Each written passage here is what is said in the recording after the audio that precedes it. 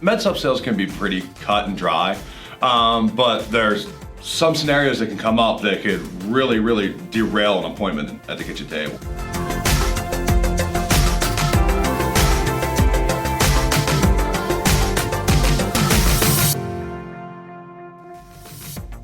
Good morning, insurance agents of the senior market. Welcome back to Near and Far. It is Friday, April 22nd. Joined this morning by my tag team partner, Rob Turnbull. Good morning. Good morning. How's it going today? Super duper. Well, Rob, in any sales appointment that our agents are out there on, there are times where clients are pushing back with objections. Like there isn't a sales appointment that just runs seamlessly from front to back. Like that will always happen. And you and I both know that it's how we handle them as salespeople that really make a difference. And you and I had gotten some questions, actually, which started the conversation between us about some MedSupp scenarios where our agents were asking us about how to handle some of these types of objections. Right, yeah, because MedSupp sales can be pretty cut and dry, but there's some scenarios that can come up that could really derail an appointment at the kitchen table. Yeah, absolutely. So let's jump right into three situations that we've got recently that you and I were talking about from some of our agents and how we talk through them. Absolutely. Cool. All right. So the first one is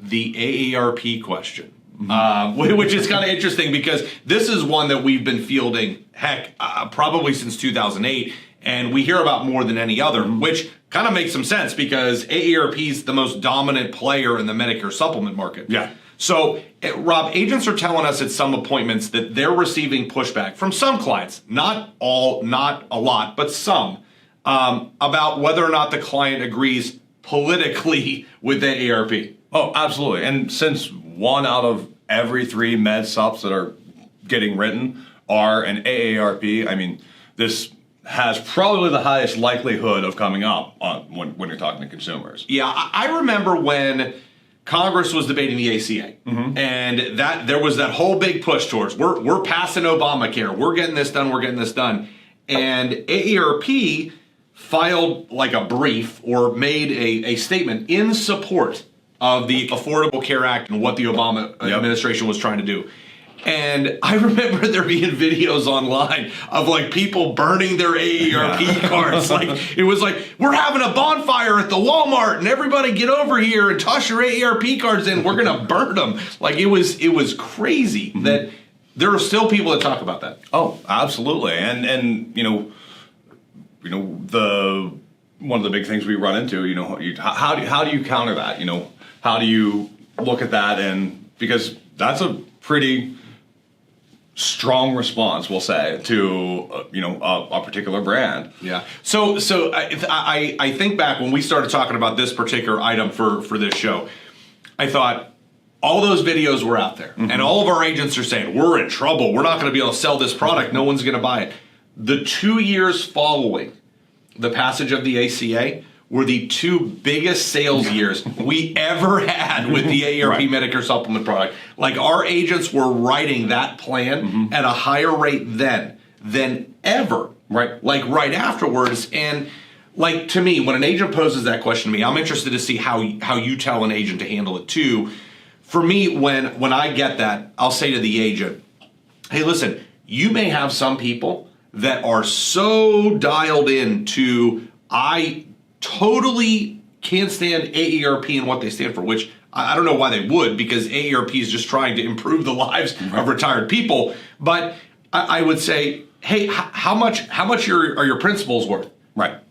Like, yeah, okay, you can enroll in product ABCD, and 5 years from now, when your rates have gone up 8, 10, 12% a year, over that period of time, and AARP Medicare Supplement is rolling with their super level rate increase history. How much is it going to be worth to you? Like, what's the hill you're willing to die on? And most of the time, the agent who is posing that question back to me, I end up seeing their AARP Medicare Supplement number in terms of our production reports just continue to go up. Well, I mean, how do you talk to agents about dealing with that one? I mean, one of the things I usually talk about is the actual number of enrollees in that. We have our analogy that we use. We have such a vast membership in AARP that gives it that stable rate, rate history that we talk about the brick in a bucket analogy. Yep. When you have a smaller organization that has, a really high claim come through, it could be taking a bucket of water and dropping a cinder block into it. Where AARP is the lake. Yes. Yeah, it's like dropping a cinder block in the lake. Exactly. How much does it really impact it? Mm-hmm. Yeah. So, and it gives it gives a lot of perspective when you're talking about that. When you look at the long term, what the future of that organization, what the future of your premiums as a consumer really look like. Yeah. Well, to me, the question is, do you really want to pay a whole lot more money over the life of your Medicare supplement policy because you don't like that AARP supported the ACA? Oh, right. Which to me doesn't make a lot of sense. But I'm sure that there are people that do it. But I would just say there has been little to no impact in terms of the production that our agents have written with that company over the life of that plan. Right, and there's when you take a look at the politics and mixing business with that, there's going to be very few organizations that you agree 100% with every single decision they make, policy they have. It's very rare that you're going to line up exactly. Yeah, absolutely. All right, so let's hit the second one. Let's talk about the lack of brand recognition on a particular product. So we're going from the most brand recognized product in AARP to a scenario where, let's talk. Almost every single consumer, just to reset this, almost every single consumer has heard of companies like Aetna, Humana, Cigna, or Blue Cross Blue Shield, be it Anthem or whatever local Blue Cross organization. Those companies have brand recognition. But some of our agents struggle when a consumer is presented with a plan that they haven't heard about, and some of them push back and say, "Who are we talking about?" Yeah, it's really how the agent's going to handle that. The question, "Who's that?" Who never heard of them, and that can really determine whether you get the sale or you don't get the sale. Yeah, with this one in particular, I think one of the things that I like to coach agents to go to is to talk about a couple things. Number one, standardized plan. A G is a G. Right. Okay, so if you've got a G from Aetna, you've got a G from Cigna, you've got a G from Bob's Insurance Company, and you've got a G from Scarecrow Mutual. Yeah. Okay, in terms of the benefits are exactly the same, to the penny. Right. Okay, and the second item is guaranteed renewable.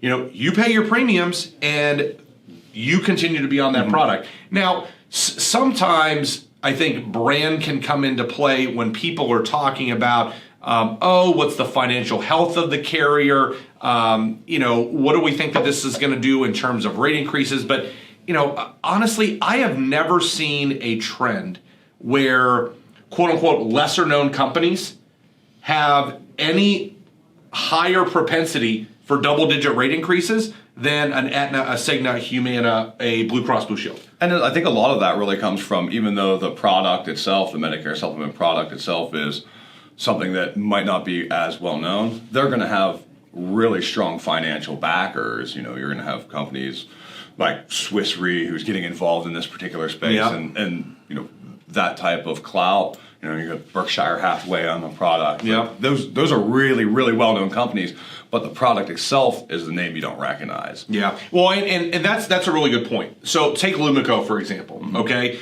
With Lumico, backed by Swiss Re, when we rolled out Lumico in, what was that, 2018? I think it was 2018.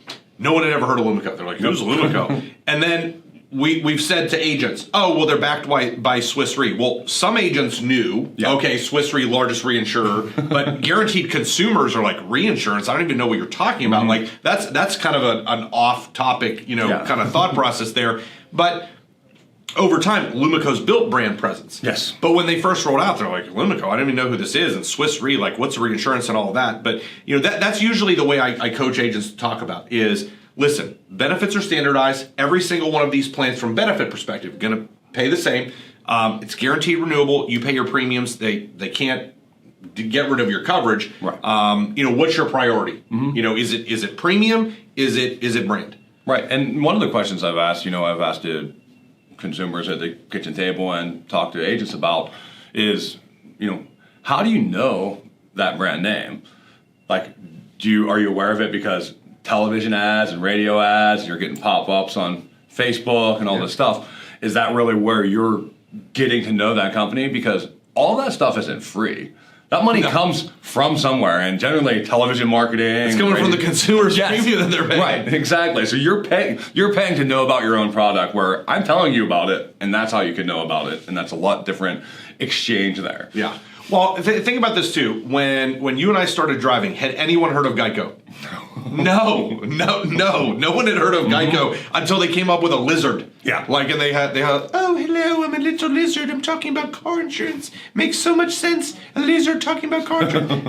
But literally no one knew who Geico was when you and I started driving. And yet now somebody said, oh, I got with Geico. Oh, okay. Yeah. Everyone knows exactly what you're talking about. Yeah, but at some point, there's an insurance company that nobody knows about that's releasing a product. And this question is, what's your priority as a consumer? And I mean, that's really where, our role comes into this, because of those partnerships that we build with these products. Really, it's direct from the carrier to us to the agent, and we're being that intermediary. And it's not these very, very expensive television campaigns and marketing campaigns that are going into it. Yeah, for sure. All right, so let's talk about the third objection that we had gotten here recently, is that when the agent is talking to a consumer and they're posing a question, is this the least expensive plan? Mm-hmm.